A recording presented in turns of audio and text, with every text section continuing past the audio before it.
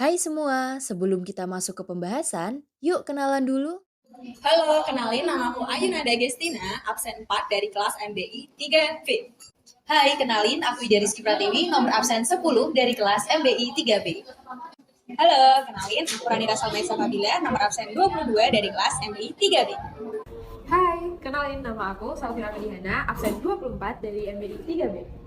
Nah, kali ini kita bakal bahas soal negara Jerman.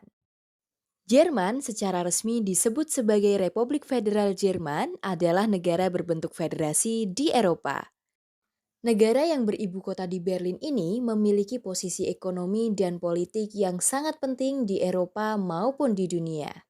Dengan luas lebih dari 357.000 km persegi dan jumlah penduduk sekitar 82 juta jiwa, negara dengan 16 negara bagian ini menjadi anggota kunci organisasi Uni Eropa, penghubung transportasi barang dan jasa antar negara sekawasan, serta menjadi negara dengan penduduk imigran ketiga terbesar di dunia. Dulu, Jerman disebut sebagai Das Länder Dichter and Denker, negara para penyair dan pemikir, karena banyaknya penulis dan filsuf terkenal yang mempengaruhi perkembangan budaya dan pemikiran barat. Banyak sekali institusi budaya di Jerman. Ada 240 teater yang disubsidi pemerintah, ratusan simfoni orkestra, ribuan museum, dan lebih dari 25.000 perpustakaan tersebar di Jerman. Pengunjung dan penikmatnya pun juga banyak. Lebih dari 91 juta pengunjung museum setiap tahunnya, 20 juta pengunjung teater dan opera, dan 3,6 juta pengunjung orkestra simfoni sampai tahun 2012.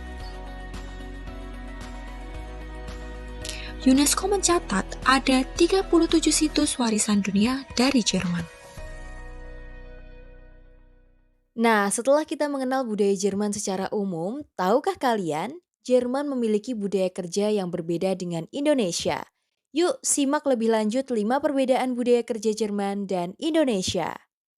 Nah, perbedaan budaya kerja yang pertama yang akan kita bahas kali ini yaitu tentang jam kerja. Di Jerman terdapat peraturan di mana jam kerja untuk pekerja full time perharinya maksimal 10 jam, kecuali ada case khusus. Terlebih, jika seorang pekerja lembur atau bekerja lebih dari 10 jam tersebut, maka ia tidak akan diberi tunjangan atau uang lembur atau maksimal hanya akan diberi makan malam saja. Hal ini dilakukan karena pemerintah Jerman sering ingin masyarakatnya untuk memiliki work-life balance yang baik. Wah, cukup berbeda ya dengan keadaan yang ada di Indonesia. Di Indonesia sendiri sebenarnya telah diatur di Undang-Undang maksimal jam kerja perharinya yaitu 7 jam kerja. Meskipun begitu, tetap banyak pekerja di Indonesia yang masih bekerja di atas batas jam kerja tersebut. Nah, sepertinya hal tersebut cukup dinormalisasi oleh masyarakat. Selain itu juga, tidak sedikit perusahaan juga biasanya memberi upah lembur bagi mereka yang bekerja lebih dari batasan waktu tersebut. Nah, perbedaan selanjutnya yang cukup menarik dari kedua negara ini yaitu terletak pada libur kerja atau cuti yang diberikan oleh perusahaan nih. Jadi, menurut Mindestlohnstate für Arbeitnehmer, yaitu semacam peraturan perundang-undangan yang ada di Jerman, seorang pekerja di Jerman memiliki hak cuti sekurang-kurangnya 20 hari atau 4 minggu. Terlebih, ada beberapa perusahaan yang memberikan cuti sampai 30 hari atau 6 minggu. Nah, lain halnya dengan yang ada di Indonesia nih. Di Indonesia sendiri, ketentuan cuti kerja telah diatur dalam Undang-Undang Ketenagakerjaan Pasal 79 Ayat 2 huruf C yang menyatakan bahwa pekerja atau buruh berhak atas cuti tahunan sekurang-kurangnya 12 hari kerja setelah yang bersangkutan bekerja selama 12 bulan secara terus-menerus. Cukup berbeda ya dengan yang ada di Jerman. Keuntungan bekerja di Jerman lainnya yaitu perusahaan yang murah hati dalam memberikan hari libur kepada pegawainya. Dengan menikmati libur yang banyak, ternyata produktivitas pekerja menjadi meningkat karena selain mengurangi stres, pekerja akan kembali ke kantor dengan lebih fresh dan energi yang penuh. Nah, setelah membahas jumlah cuti dan jam kerja yang ada di kedua negara tersebut, kali ini kita akan membahas mengenai etos kerja nih.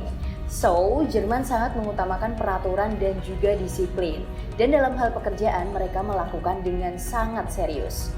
Di mata beberapa orang, dalam banyak kasus orang Jerman ini sedikit kaku, tidak fleksibel, dan bahkan sedikit tidak manusiawi. Jerman sangat mengutamakan peraturan tentang kebersihan dan juga kerapian. Di Jerman, baik taman, jalan-jalan, atau teater, atau tempat-tempat umum lainnya, dan di mana-mana terlihat rapi. Nah, sedangkan etos kerja ala masyarakat Indonesia adalah kebiasaan masyarakat kita yang cenderung menunda pekerjaan dan tidak tepat waktu atau biasa disebut jam karet. Namun di sisi lain, urusan tata krama dan juga sopan santun, Indonesia biasa dikatakan juaranya. Keuntungan bekerja di Jerman lainnya yaitu orang Jerman tidak perlu cemas bila kehilangan pekerjaan. Sebagai negara maju, kesejahteraan penduduk Jerman sudah dijamin oleh pemerintah sehingga angka kemiskinan sangat rendah di Jerman. Banyak bantuan dari pemerintah yang memanjakan penduduknya seperti sekolah gratis, kesehatan gratis, dan tunjangan untuk keluarga yang memiliki anak. Untuk membayar tagihan atau untuk makan tidak lagi menjadi permasalahan, sehingga mereka jauh lebih bahagia dan lebih produktif. Pekerja Jerman lebih fokus untuk mencari cara dalam membagi waktunya antara untuk bekerja dan untuk keluarga. Sedangkan di Indonesia memiliki dua jenis tunjangan, yakni tunjangan tetap dan tunjangan tidak tetap. Menurut Surat Edaran Menteri Tenaga Kerja Nomor 7/MEN/1990, tunjangan tetap adalah suatu pembayaran yang teratur berkaitan dengan pekerjaan yang diberikan secara tetap untuk pekerja dan keluarganya. Salah satu tunjangan tetap adalah tunjangan istri dan anak. Pembayarannya juga dilakukan dalam satu waktu yang sama dengan pembayaran upah pokok. Sedangkan tunjangan tidak tetap merupakan suatu pembayaran secara langsung atau tidak langsung berkaitan dengan pekerjaan yang diberikan secara tidak tetap untuk karyawan dan keluarganya. Namun, pembayaran memiliki satuan waktu yang berbeda dengan waktu pembayaran upah pokok. Salah satu contohnya adalah tunjangan makan. Orang Jerman terkenal dengan cara bicaranya yang to the point, dan kebiasaan ini terbawa sampai di lingkungan kerja. Mereka lebih menyukai komunikasi secara langsung dan tidak ada kesenjangan antara atasan dan bawahan. Contohnya, atasan akan berbicara langsung ke bawahannya jika dirasa hasil kerjanya kurang dari ekspektasi. Bawahan juga tidak segan untuk bertanya apakah yang membuat performa kerja mereka menurun. Dengan bentuk komunikasi seperti ini, miskomunikasi dan kesalahpahaman dapat dihindari sehingga tidak akan muncul masalah yang lebih besar.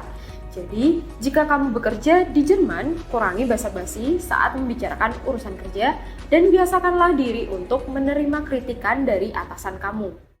Di Indonesia, budaya kerja klan atau kekerabatan juga mengedepankan kerjasama tim antara pimpinan dan juga pegawai. Atasan akan berperan sebagai mentor dan staf pun ikut dilibatkan dalam memutuskan kebijakan perusahaan.